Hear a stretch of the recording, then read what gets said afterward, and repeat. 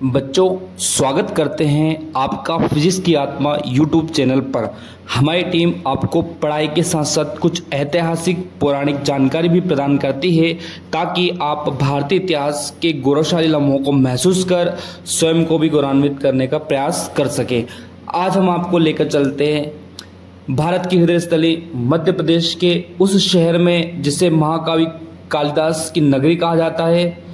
अब तक के सबसे न्यायप्रिय शासक विक्रमादित्य की राजधानी और महाकाल नगरी उज्जैनी की हम आज चर्चा करने वाले हैं, जहां प्रत्येक वर्ष में जो है सिंहस्थ महाकुंभ मेला लगता है, जिसमें आज के जो हम सर्वप्रथम चर्चा करते हैं सम्राट विक्रमादित्य के 9 रत्नों की, जिसमें सबसे पहला नाम आता है धन्वंतरि जी का, जो एक आयुर्वेदिक वैद्य थे। उनके पास बहुत सारी विशेष चमत्कारिक आयुर्वेदिक औषधियाँ थी जिसकी सहायता से किसी व्यक्ति के प्राण बचाए जा सकते थे, और उनके कारण ही जो है आयुर्विज्ञान वृद्धि कर रहा है। सेकंड नाम आता है शपनक का। ये एक सन्यासी थे जो बौद्ध धर्म को मानते थे। इन्होंने बहुत ही महत्वपूर्ण ग्रंथों को लिखा है, जिसमें जो है नेक्स्ट हम बात करते हैं अमर सिंह जी की। अमर सिंह जी जो थे महान विद्वान थे। इन्हें पंडितों का पिता कहा जाता है। शब्दकोश और डिक्शनरी के जनक कहा जाता है। जो शब्दकोश हम यूज करते हैं उनके जनक कहे जाते हैं। चौथे हैं शंकु जी। शंकु जी जो थे नीति शास्त्र के एक प्रमुख पंडित थे। इनको उस समय का नीतिज्ञ कहा गया है। इसके पश्चात जो 5वें नंबर पे आते हैं वो है वेताल भट्ट जी।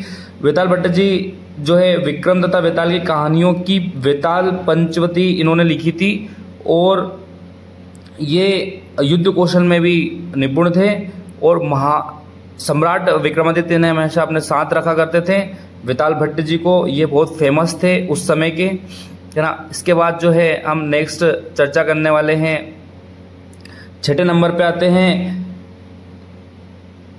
घटखरपर। ठीक है, घटखरपर जो जी थे वो हमारे 6th नंबर पर आते हैं।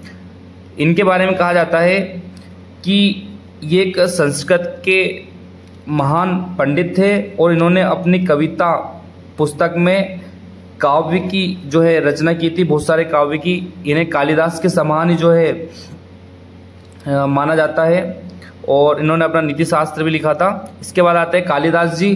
कालिदास जी के बारे में तो हम सभी जानते हैं कि 9 रत्नों में सबसे अधिक जिनको याद किया जाता है वो कालिदास जी है, और उज्जैनी का नाम भी इनके नाम पर ही पड़ा। इन्होंने मेघदूत, अभिज्ञान शाकुंतलम जैसे काव्यों की रचना की है। इसके बाद आते हैं वराहमिहिर जी। वराहमिहिर जी जो थे उस युग के प्रमुख ज्योतिषी थे, है ना। विक्रमादित्य के बेटे के बारे में उन्होंने पहले बता दिया था कि इनकी मृत्यु कब होने वाली है, और इसके अलावा भी उन्होंने बहुत सारी भविष्यवाणियां की थी। और इन्होंने एक विजय स्तंभ बनाया था जिसे बाद में मुगलों ने कुतुब मीनार का नाम दे दिया। ठीक है, इसके बाद आते हैं वररुचि। ये भी कवि थे, व्याकरण के ज्ञाता थे और शास्त्रीय संगीत का ये पूर्ण ज्ञान रखते थे, और कालिदास की तरह इन्होंने भी क्या है काव्य की रचना की है। इसके बाद जो अंतिम 9वें नंबर पे आते हैं वो आपके, चलिए यहाँ से जो है मैं एक बार पूरा वीडियो आपको दिखा देता हूँ। सभी के जो है वीडियो के रूप में सभी नाम आप देख लीजिए 9 रत्नों के। मैं बच्चों से आशा करता हूँ कि आप भी जब भी उज्जैन जाएं तो एक बार यहाँ पर जरूर घूमें, है ना, ताकि आपको जो है बहुत सारी जानकारी प्राप्त हो सके। जो हमारे प्राचीन जो सम्राट है विक्रमादित्य जी, उनका बहुत अच्छा सा एक स्थल यहाँ पे बनी हुई है, बहुत बड़ी विशाल प्रतिमा बनी हुई है। और अब हम बात करते हैं इनके सिंहासन की। सिंहासन 32 के नाम से प्रसिद्ध है, जिसमें अलग अलग पुतलियां हैं। जैसे पहली पुतली है यहाँ पे जया, है ना, ये दूसरी पुतली है। ये आपको सिर्फ और सिर्फ उज्जैन में ही देखने को मिल सकता है। इनका नाम है कंदर्प सेना। ये सेकेंड इनकी पुतली है। 32 पुतलियां हैं, और जो उनके सिंहासन में लगी हुई थी 32 पुतलियां, सिंहासन 32 के नाम से फेमस है। ये सुप्रभा जो है अगली पुतली है ना। हम एक एक करके इस वीडियो के माध्यम से प्रयास करेंगे आपको हर एक पुतली के बारे में बताएं। ये चौथी पुतली है प्रभावती, आप वीडियो में देख रहे हैं, प्रभावती इनका नाम है। अगली पुतली का नाम हम देखेंगे यहाँ पे विद्याधरी इनका नाम है ना, आपने वीडियो में अच्छे से देखा होगा। इसके बाद है इंदुमती।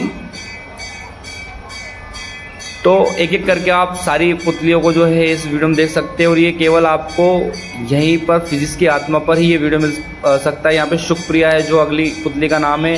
ये राजा विक्रमादित्य, सम्राट विक्रमादित्य जो है जिनकी विशाल प्रतिमा है और जो हमें दर्शाती है उनके अद्भुत अदम्य साहस की परिभाषा में यहाँ पे प्रदर्शित करती है। ये बोधवती जो है अगली पुतली है उनकी, और ये विजया नाम की पुतली है ना। उनका जो सिंहासन है उस सिंहासन को बोलते हैं सिंहासन 32, और उसमें 32 पुतलियाँ हैं, और हर एक पुतली का जो है अलग विशेष योगदान है, उनकी अलग अलग विशेषताएं हैं। इनका नाम है नर मोहिनी, ये 12वीं पुतली है ना। ये 13वीं पुतली है मधुप्रिया। सारी पुतली आपको यहाँ पे दिखाई जाएगी। ये सुकशी है। और अगर आप भी चाहते हैं कि हम भी हमारे इतिहास को देखना चाहें तो आप एक बार उज्जैन का विजिट जरूर करें और यहाँ पर जरूर जाएं, है ना। ये बिल्कुल आपका महाकाल कॉरिडोर के अंदर का दी आता है, वहीं पे आपको ये देखने को मिलेगा। अगली जो है जगमोहिनी है।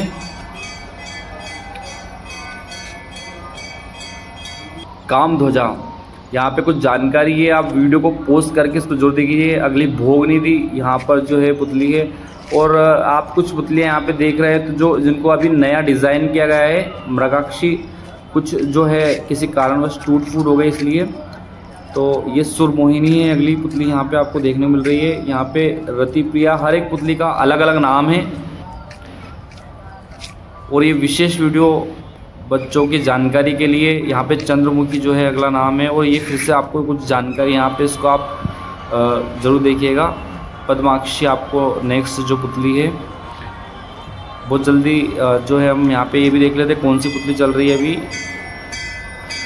यहाँ पे है पिक्स्वरा, और नेक्स्ट जो है यहाँ पे नीसमा। सुखकरी यहाँ पे अगली पुतली है।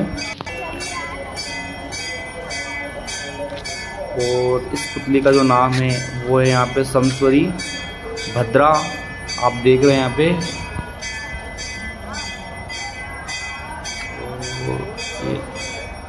लावण्यवती यहाँ पे अगली पुतली का नाम है।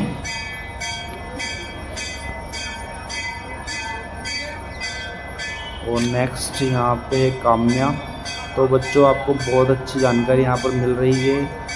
इस तरह के जब भी हम कहीं पे विज़िट पे जाएं तो हमें हमारी जो ऐतिहासिक चीज़ें हैं उनको ज़रूर देखना चाहिए।